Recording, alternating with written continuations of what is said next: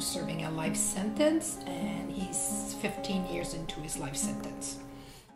In the last 4 or 5 years, he got really involved into the pathway, learning about his Aboriginal roots.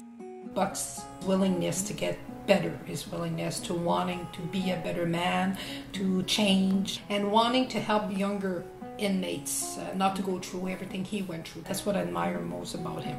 I think at the beginning, Buck would be the type of person who just wanted to get high. Indirectly, I think alcohol and drugs got him where he was. He wound up having epilepsy by needle exchange or by tattooing. When we talk about needle in prison, we're talking drugs, we're also talking tattooing. Buck's also a tattooist by trade, and he tattooed a lot in prison.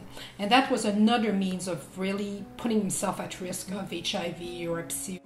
I visit my husband on a regular basis. I go to powwows, I go to activities inside the walls, and you know what? I see guys who are using, and they're putting themselves at risk, and I worry about the people's health in prison. I'd like the government to understand that, it's time to wake up. It's time to realize that we have to do something about safer needles in prison. Not everybody stays in prison the rest of their life, and sadly, a lot of the people coming out have got infected in prison and coming out, and they're a burden, like it or not, to the healthcare.